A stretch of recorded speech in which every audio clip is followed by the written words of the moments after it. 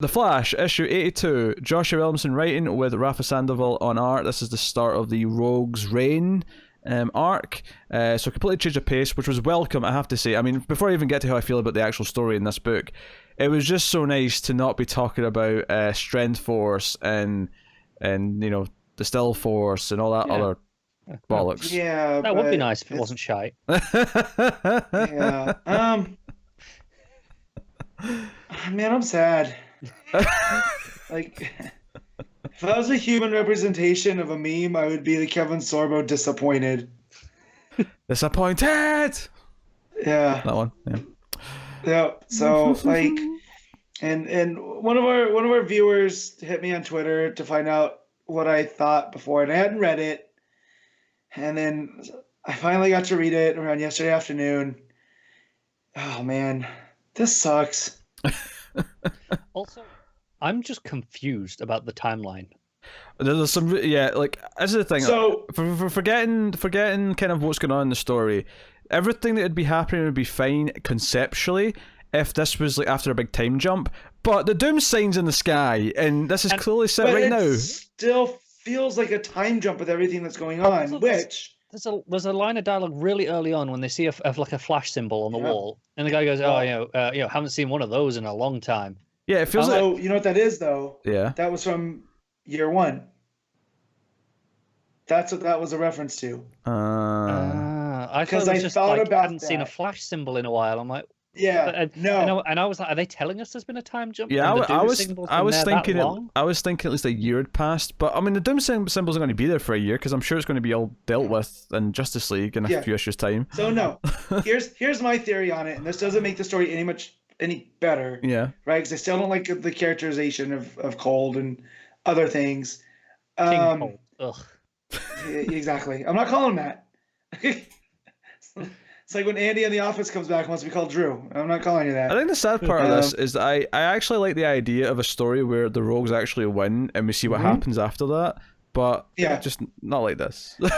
So this is they make a big deal that Cold has mastered the tech for the mirror realms, and that this is essentially a mirror world brought to life in Keystone and Central. That's why Mirror Master and Heatwave in Weather Mage, I'm not calling him Weather Wizard because that dude's a straight up mage now. That's why they were in Keystone, and that's why they showed up in like hologram form. This isn't actual reality. Whatever the Rogues have done, they've put the two cities almost in like a mirror world where all this has happened. So maybe more time has gone by. Maybe, right? Time's moving differently. But in the outside world, which they can still see through whatever with the doom symbol, it's been, a couple hours, if so, we'll say, because I feel like the Speed Force is at play here.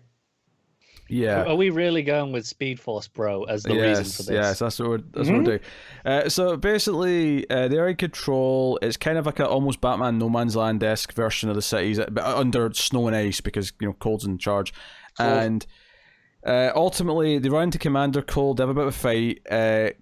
Commander Cold seemingly gets decapitated. He gets frozen and decapitated because the book ends with Captain Cold throwing his frozen head to Barry, who's not dead. He keeps saying that he's dead all issue, but it turns out no, he's not dead. He's telling that to everyone, but Cold's actually got him chained up in his dungeon. Right. The Flash is dead, but Barry's very much alive. Yes. For purposes. Do you know who's not alive? As well as Cold, but the other dudes that Cold just tries to kill, or maybe he does. I don't know if Commander Cold actually gets in the way or not. It's hard to tell with the art, but that whole line is, I used to live by a code, never kill unless it was do or die. Who cares? Two henchmen, get killed, or whoever they are. The characterization of Cold here is garbage. It's how I felt when he first showed up on Flash on the TV show. Or like, this isn't the Cold that Johns wrote, where he was this blue collar guy that did have a code that was like, we're going to steal from people. It's even worse when he acknowledges that, that has been Cold's character for a long time now, is he has this code of not killing people unless he absolutely has to. And that's what I was going to say. On the show, they never touch on that. This is just the show's version of Cold. Okay, fine, I can get over that. But here, now you grow a beard and a parka and you're shooting, frost beams from your hand. and now suddenly that code's out the window because you quote one. Nah, man, this Cold's garbage. I don't like it. I don't know. I'm digging the giant cold fists. Eh. I'm not really. No, he's Sub-Zero. Like, I just Sub-Zero now, Plane Zero. Sorry. I can't believe how much I hate this right now, and you know this run was so positive for a long time. yep, one of my favorite things in comics. Yeah, rough patch for the Flash. It's funny how both him and King have kind of went downhill, and I mean, I don't think it's because you can't have a 100-issue run that's good from start to finish. I think you can. You can, just not in the span normally you would have 48. Sure, I don't even know if that's the problem here, because they got through, both of them generally speaking got through that first 50 or so issues without any huge problems. Things here or there, but generally speaking, we would consider they're the good part of the run. If you just spread that out over 2 years instead of one, we'd still be saying, yeah, no, that was a good 50-issue run there. So I don't think it's the timing that's anything to do with it. I don't think it's the compressed scale. There's a lot, or the decompressed scale of it, where they're using issues to fill out stuff that we just doesn't add to the story. I think that is a problem, definitely. But I don't think it's the only problem, because I think even if we were just rereading this now, I think the concepts and the story as a whole are just weaker, like significantly. All of the other forces stuff, even if you just don't decompress all of that, I still think it's a weaker story. Yeah, no, that's true. But it doesn't help that we spent 4 issues when we could have had 2 on the Strength Force, and then the Sage Force and all of that. It's just, but stupid me is going to keep reading because I hate myself, because I need to know where this goes. Well, I mean, at this point as well, we're so far into the run towards the end of it that it feels weird to quit now. Yeah. So do we just want to rate this and be done with it? Kind of. I don't know. I don't want to talk about this that much, do we? It's just really mediocre. Like, some of the ideas in this aren't necessarily terrible, but it feels kind of shoehorned in and forced. And Commander Colt's not dead. Like, Williams, I have more belief in Williamson that he doesn't set up like who this guy is from the future just to kill him off in this story. Yeah, I'm okay with the concept of them taking over the city and even the Mirror stuff. It's just the characterization and the forcing of it all together because it's time to do it now doesn't work for me. Yeah, no, me neither. And just the way like his the people he has working for him, it just feels forced. Like, this isn't Cold to me.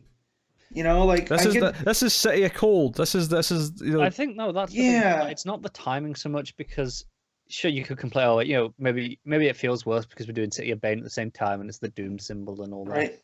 That doesn't even bother me that much. If Cold was behaving as Cold does, right, then this could be quite compelling, and I'd be fine with still having him in charge of the city. No, when I'm talking about timing, I'm not talking about that. I'm talking about actually building to it so it feels that we've naturally, led to this. We had these like teases over the last few issues of, okay, they're up to something.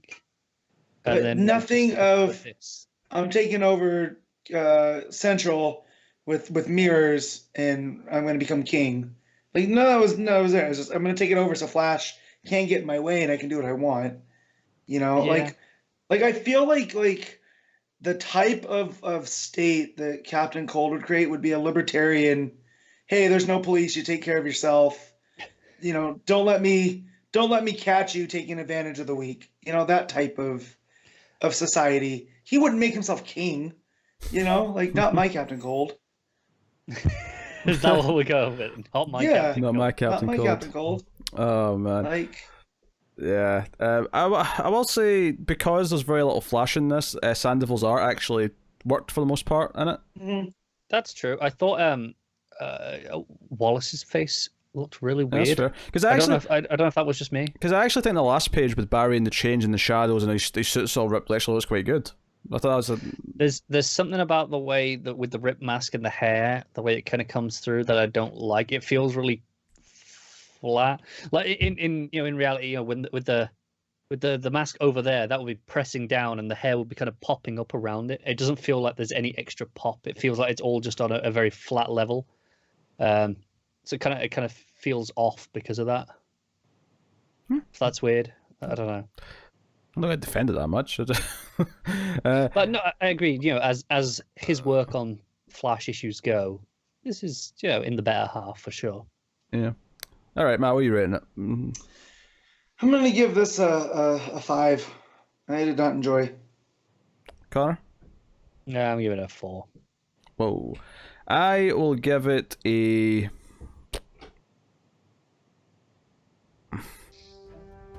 Just split the difference. Alright, fine, 4.5. There you go. I don't know, Yeah, 4.5.